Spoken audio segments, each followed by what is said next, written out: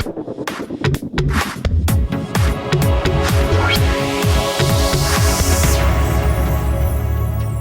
live and work in a cultural bubble. We are allowed to do things that have sometimes no numerative outcome, no quantifiable outcome. We're allowed to work towards quality and experience. And up until now, a lot of our work has been refined, a lot of our practice has been based on observation and anecdotal evidence. But that world is changing. Show of hands, who works in formal education as a teacher? So primary school, college, secondary school, university.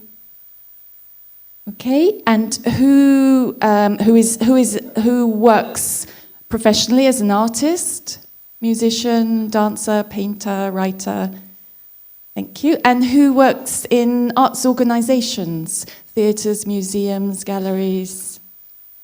Okay, so a really great mix. For me, it's been a great pleasure to take the project model and adapt it, see it brought to life in a very different way, but see it work. It's like a key opening up a doorway for people to be able to express themselves, to feel empowered, to feel more confident. And it has really convinced me that the essence of dance and music and theatre is universal. It can be applied wherever. Obviously, a different cultural wrapping, but there is something there that talks to all of us. And I also believe, and it will be very hard for you to convince me otherwise, that every one of us can connect with dance, whether it's doing or watching. Because if you accept that dance is movement and rhythm, then we're experiencing that from before we're born. Because rhythm is pulse. It's heartbeat. We particularly like to challenge assumptions of who can dance and where dance can happen. We have a whole programme of youth dance initiatives and activities. We have a programme of opportunities in formal education. So we have primary school programme, we work with colleges, universities. We have, until now, we've only ever had one company we run ourselves, and that is the Company of Elders, and they are aged between 60 and 90. And some of you may have seen them perform at the Box in the Festspielhaus.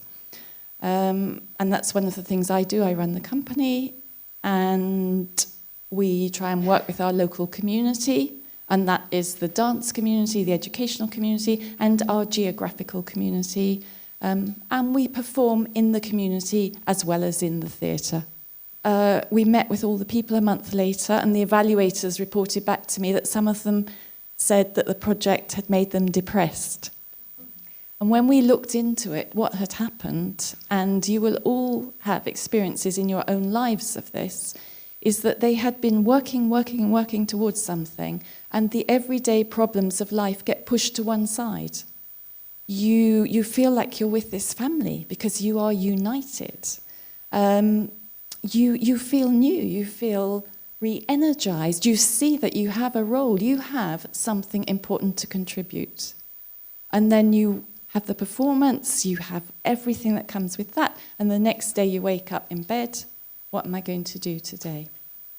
So we really took that on board, and we think a lot about what we call signposting, which is before we start any project, we sit down and think about where those people will have come from, what their prior experience is, but also where they might go when we finish the project. And there's a framework called 5 Ways to Wellbeing. It was produced by the New Economics Foundation in 2008, and it's really simple and really open. It has 5 points. Connect with people around, building connections, supports and enriches people's lives. To be active, exercising lowers anxiety and reduces depression. These aren't my phrases. For against that, I would actually say, I think Anne said doing is better than knowing, but I would say doing is knowing. And I would say that dance embodies knowledge. Keep learning. To be set a challenge, learning something new encourages confidence in people as well as being fun. And to give. Neuroscience shows that social cooperation is intrinsically rewarding and increases a sense of purpose in community.